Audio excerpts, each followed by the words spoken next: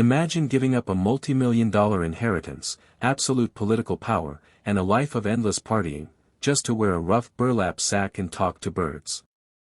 In the early 13th century, a young man named Giovanni di Pietro di Bernard I had it all. He was the ultimate medieval playboy, draped in the finest French silks, drinking the most expensive wines, and dreaming of becoming a legendary knight. He wanted fame. He wanted glory.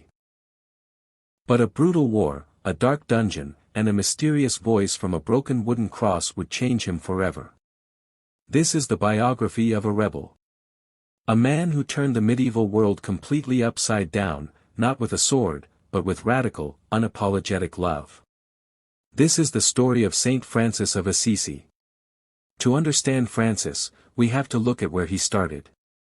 Born in 1181 in the hill town of Assisi, Italy, Francis didn't grow up poor. His father, Pietro di Bernard I, was an incredibly wealthy silk merchant. His mother, Pica, was a noblewoman from France. Because of his mother's roots, his father nicknamed him Francesco, meaning the Frenchman. As a teenager, Francis was the leader of Assisi's wealthy youth. He spent his father's money lavishly. He dressed in the most flamboyant clothes, threw wild parties, and sang French troubadour love songs under the balconies of Assisi. He was charismatic, popular, and incredibly vain. But Francis wasn't content with just being rich. In the Middle Ages, the ultimate status symbol wasn't a sports car, it was knighthood. Francis wanted to be a hero. In 1202, a bitter war broke out between Assisi and the neighboring city of Perugia. Francis, buying the most expensive armor and a magnificent warhorse, rode out to battle with visions of glory. It was a disaster. The forces of Assisi were brutally massacred. Because Francis was dressed like a wealthy noble, the enemy didn't kill him, instead, they captured him for ransom. For one agonizing year, the pampered party boy was thrown into a damp, dark, disease-ridden underground dungeon. It was in that dungeon that the cracks in Francis's worldview began to form. When his father finally paid the ransom and brought him home, Francis was a broken man. He suffered from severe illness and what we would recognize today as PTSD. The parties didn't taste the same anymore. The fine silks felt heavy. He began wandering out into the quiet Umbrian countryside, searching for something he couldn't name. Then came the turning points. One day, while riding his horse, Francis encountered a leper. In the medieval world, lepers were treated as subhumans, feared, despised, and isolated. Francis's natural reaction was intense disgust. But something inside him snapped. He dismounted his horse, walked up to the disfigured man, and kissed his hand. Later, Francis wrote that in that exact moment, what had previously seemed bitter to him was turned into sweetness of soul and body. Shortly after, in 1205, Francis was praying in the rundown, crumbling chapel of San Damiano just outside Assisi. As he stared at the painted wooden crucifix, the silence was shattered.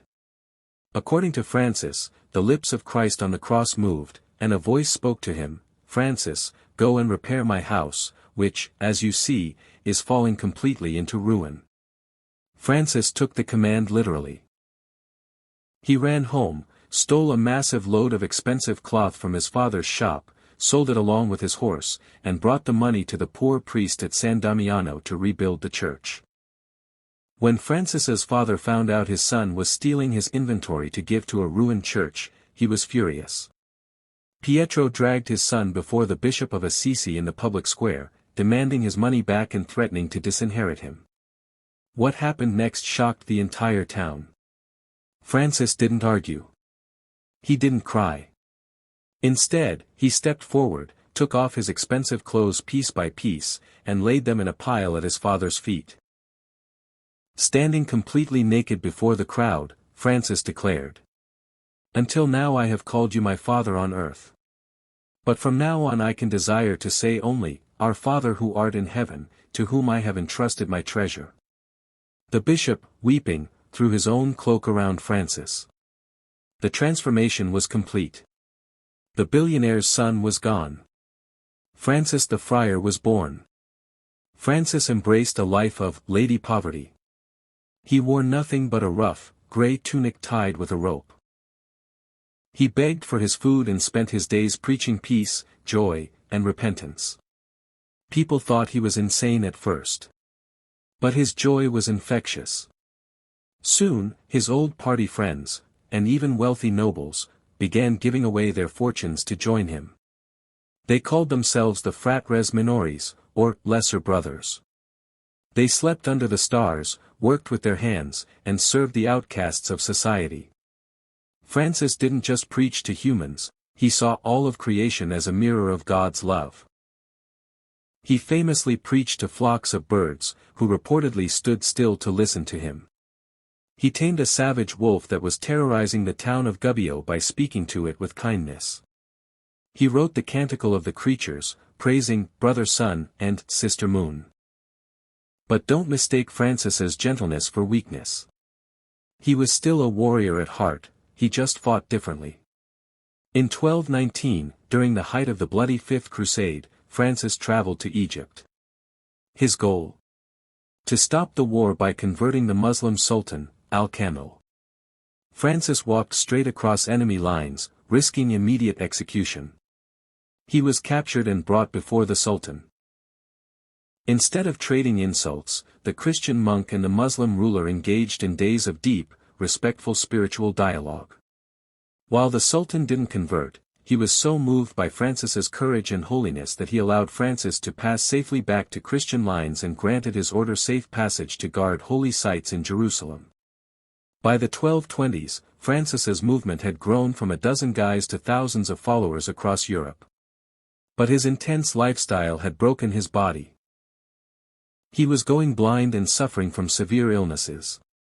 In 1224, while praying on the isolated mountain of La Verna, Francis underwent a profound mystical experience. He saw a vision of a fiery, six-winged seraph angel on a cross. When the vision vanished, Francis was left with the stigmata, the physical wounds of Christ's crucifixion bleeding from his own hands, feet, and side. He was the first recorded person in history to receive these wounds.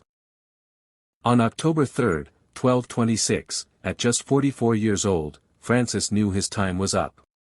He asked his brothers to lay him naked on the bare earth so he could die in total poverty, completely detached from the world. As the sun set, Francis welcomed what he called Sister Death, passing away into history. He was canonized as a saint just 2 years later.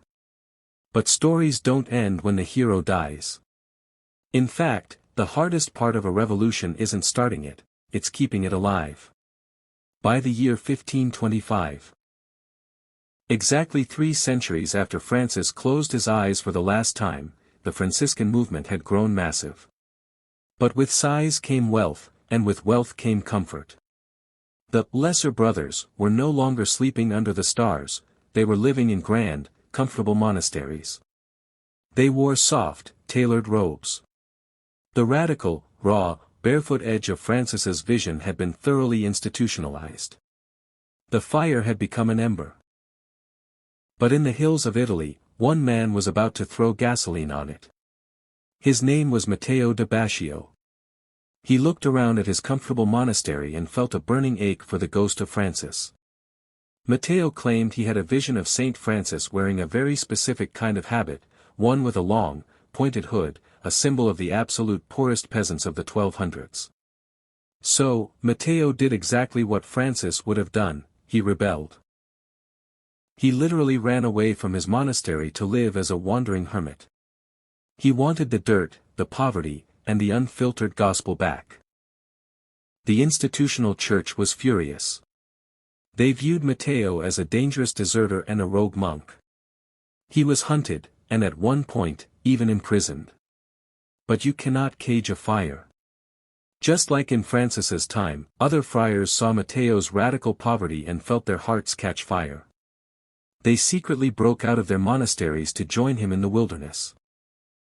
They walked barefoot, let their beards grow long and wild, lived in tiny mud and wattle huts, and dedicated themselves to the absolute outcasts of society. By 1528, the Pope realized this movement couldn't be stopped. He officially recognized them as a new branch of the Franciscans. The local children mocked these intense, bearded men because of their funny, long, pointed hoods. They yelled Capuchini after them, Italian for little hoods. The friars loved it. They adopted the insult as a badge of honor. And yes, centuries later, that very name would inspire the name of the Capuchin monkey, because of its hood-like fur, and your morning cappuccino, because the color of espresso mixed with milk perfectly matches the distinct, earthy brown shade of their robes. The Capuchins became the living, breathing sequel to Francis's story. When the horrific bubonic plagues ripped through Europe, while nobility and even other clergy fled for their lives, the Capuchins rushed into the quarantine zones. They became the friars of the people, nursing the dying and burying the dead, completely unafraid of sister death. They beautifully fused the two halves of Francis's soul, intense, silent prayer in the wilderness, and radical, dirty hand service on the streets. The legacy of Francis didn't stop in the 13th century, and it didn't stop with the Capuchin reform. It lives on today every time a Capuchin friar ties that rope around his waist, pulls up his pointed hood, and serves a hot meal to a homeless person on the streets of New York, Detroit, or Rome. The billion-dollar inheritance that Francis gave up wasn't lost. It was just transformed into a lineage of rebels who, for 800 years, have looked at a world obsessed with comfort, and chosen the beautiful, liberating chaos of having absolutely nothing, except love. Saint Francis of Assisi started his life searching for glory on a battlefield, wearing a suit of iron armor.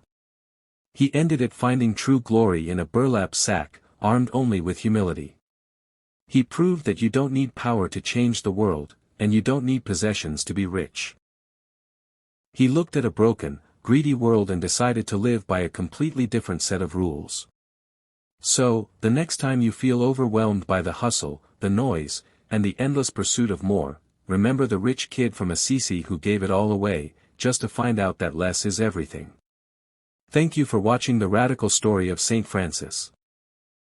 If his life inspired you, hit that like button, subscribe for more deep dives into history's most fascinating rebels, and let us know in the comments, what is one thing you could let go of today to find true peace? Until next time, peace and good.